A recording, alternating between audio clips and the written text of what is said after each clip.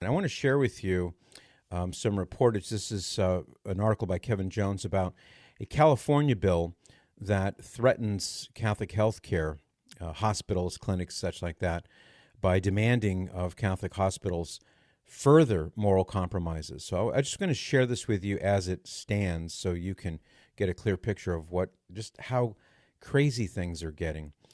A bill threatens to ban the University of California health systems from partnering with institutions that follow Catholic ethics. Prompting concern, ideological motives on abortion and LGBT issues will damage longtime partnerships and limited medical care access. An organization of Catholic hospitals has defended its efforts to adhere to Catholic ethics, but also defend the partnership on the ground that they or their network hospitals provide some procedures related to gender transitioning and have won recognition from major LGBT groups.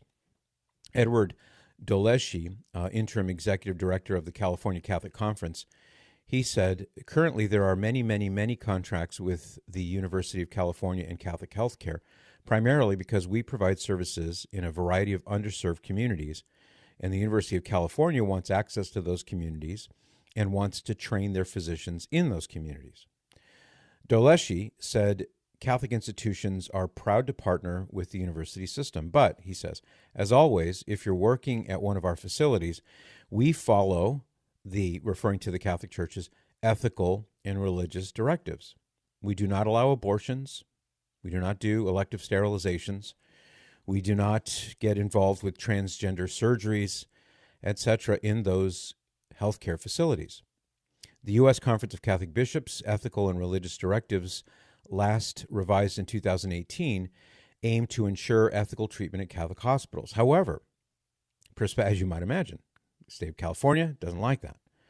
Prospective state legislation called the Equitable and Inclusive University of California Healthcare Act would require the University of California system to renegotiate agreements with Catholic hospitals. The hospitals then would be forced to allow its staff to provide all care they deem medically necessary or to end its links to the state university medical system. The proposal is numbered Senate Bill 379. It's under consideration right now in the California Senate. A spokesman for the bill, and this is sponsor Senator Scott Wiener, a Democrat of San Francisco, told LGBT California publication, an LGBT California publication, that partnering with institutions like the Catholic Church violates California standards. He says, it's unacceptable to subject patients to discriminatory and harmful restrictions on the types of care they can receive, including reproductive and LGBTQ inclusive care. California law, he says, recognizes reproductive health care, including abortion, as basic health care. California state law restricts public health care entities from preferring one pregnancy outcome over another. A pregnancy outcome. A pregnancy outcome typically is where the baby is born, and mom and dad are happy, and the baby goes home with them. Sometimes it doesn't work out happily that way, but what he's referring to is the other kind of pregnancy outcome, of course, which is abortion. And they got to have their abortion, don't they? Because they're all about that. They got to have it. He says, blah, blah, blah, blah, blah, blah, blah, blah, blah, blah. Despite existing law, people in California are still being denied these very critical healthcare services. Co-sponsors, the article points out, of the legislation include the ACLU of California, NARAL, Pro-Choice California, and Equality California. Don't you love all the euphemisms? Equality California. Except for Catholics, they're not equal. They're not allowed to follow their beliefs. They have to follow our beliefs. And if they don't follow our beliefs, because, we're all about equality, except for them, they don't get the equality. And if they don't toe the line, we are going to smash them. That's what this is all about. Doleschi, back to the California conference, says the controversy is, quote, primarily ideological. Passage of the bill would end up limiting medical access for many Californians, particularly the poor and the struggling. It would also limit physicians' abilities to practice or train. He says that's always the challenge here. Do you want to provide services and resources in a quality way for all people of California, or do you want to expand in ideology? Well, we know the answer to that question, don't we? That it's clear The answer to that question is they want to expand their ideology. If you disobey the rules, you get cut off. Yeah, that's exactly what this is amounting to. Let's see. He says the Catholic healthcare systems are probably one of the larger providers of medical services in California. It's going to be interesting to see, he says, how this moves forward. And the legislators are trying to require us to allow physicians to do whatever they wish to do within our facilities. In February, in Senator Wiener's office, the university systems agreements said explicitly they prevent the University of California doctors and students from providing reproductive and LGBTQ inclusive care, including contraception, sterilization, abortion, gender-affirming care, urgent care, such as treatment for miscarriage and ectopic pregnancy. In a May 3rd letter to Senator Anthony Portantino, chair of the Senate Appropriations Committee, the Alliance of Catholic Healthcare made its case against the bill. Critics of Catholic healthcare have made allegations with numerous inaccuracies, the Alliance letter said. It stressed that Catholic hospital services are, quote, provided to all without discrimination. Now, let's pause there for a second, because this is an important distinction. It's an important nuance, I think. What the Catholic Healthcare Alliance is saying is all of everything that we offer is available to everyone. There's nothing that we offer that is off limits to any group of people.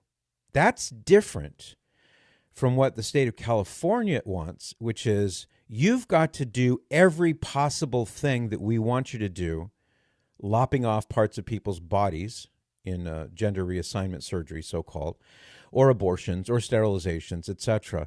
So the Catholic Church healthcare system is saying, look, we've got a wide array of important medical services that we provide that serve everybody. There's nobody who's left behind. Let us just do that. Let us do what medicine typically did prior to, 1973 or thereabouts, when it wasn't the case that you were seeing this wholesale move in the direction of gender reassignment surgeries and sterilizations. Yes, there were abortions. And the so-called back alley abortions did not take place in alleys. They were in clandestine medical clinics and doctors' offices with the blinds drawn. So in any case, it's not as though abortion started in 1973. We just know that that's when the Supreme Court legalized it at a national level, or that's the net effect of it. But my point is the Catholic healthcare system in California is saying, you know what? For as long as there's been medicine, we've been seeking to help people, cure them of their illnesses, provide them with medical care that they need. And why can't we keep doing that? I mean, we've been doing just fine with that. And if somebody wants some procedure that we don't happen to offer, well, go across the street and get it there. If you go into a grocery store and they don't have the brand of coffee or diapers or breakfast cereal that you want, do you make a big scene and demand that the store carry what you want? And it might be something very obscure and difficult to get. Do you make a big scene and require and demand that store, or do you just go across the street and buy it over there? And the state of California is saying this is discriminatory. It's not discriminatory. The Catholic healthcare system is not discriminating against anybody because it offers what it offers to everybody. And there are some things it doesn't offer. If you go to Jiffy Lube and they won't install your car stereo system for you, should you get outraged and get the state government involved and make sure that Jiffy Lube from now on, they have to install stereos because some guy wants to have a stereo installed while he's getting his oil changed? That's what this amounts to. Except it's much worse than getting your oil changed. Catholic hospitals, the letter from the Alliance of Catholic Healthcare Professionals says, Catholic hospitals agree to uphold Catholic values, and therefore we do not provide elective abortion or procedures for the primary purpose of sterilization, such as tubal ligations, as well as hysterectomies when no pathology is present. So if there's a reason to perform a hysterectomy, sure, we'll perform a hysterectomy. But if you are doing this for the purpose of self-sterilizing, and you know that we don't believe that that's moral, that's something that we wouldn't do. And there are places where they don't have a problem with that, and the patient can go there and have it done. I added that part. Catholic hospitals do not limit, they say, availability of emergency or medically necessary pregnancy care. This is self-evident. It's important that people hear this, but it's self-evident. The Alliance said Catholic hospitals, quote, provide the standard of care for women with pregnancy complications, miscarriages, and ectopic pregnancies. They always provide urgent and emergent care to the mother, even if it results in the unforeseen but unintended death of the fetus. Our healthcare facilities provide compassionate and comprehensive care to victims of sexual assault, including the provision of emergency contraception, the Alliance said. More than 10 Catholic-affiliated facilities are designated as the Comprehensive Rape Treatment Center or the Sexual Assault Response Teams. The Alliance health systems include... Yes, sir. What's emergency contraception again? That is commonly called the morning after pill. Okay, thanks. Yeah. So it would be the classic scenario would be a woman is raped, and that would be administered. Okay. Yeah. Okay. And I'm going to refrain from getting into the ethics of that for the moment. Okay. But, yeah. The Alliance healthcare systems include 51 acute care hospitals, nearly 15% of all hospitals, and 16% of hospital beds in California. Affiliations with the University of California healthcare system are, quote, essential to ensuring and expanding access to quality healthcare services across our state, especially for underserved communities. This is the Catholic Alliance speaking here. In some parts of California, University of California Healthcare is reliant on its Catholic partners. The Alliance said its health systems played an important role in the response to the COVID-19 pandemic, providing scarce frontline medical bed capacity, PPE, testing, and vaccine resources. A little over a year ago, I would not have known what PPE was, Cyrus. I remember even when I first started hearing it, what is that? Now I know. Everybody knows now. So, I mean, it continues for a few more pages, but the main thing is California, once again, is trying to, and probably will succeed in, crushing people who don't believe in their ideologies. Think Little Sisters of the Poor. And that is a federal government issue. But that's what this amounts to. It's saying, you know what? Hey, let's change this up a little bit. I'm trying to think of an analogy that's consistent, and that particular one that I was thinking of wouldn't be a consistent analogy. But if we simply take the circumstances and say that the California healthcare systems provide a pretty good-sized chunk of the healthcare that's given to people, that's provided to people on a daily basis, it seems as though if Senator Wiener has his way, that that won't really matter.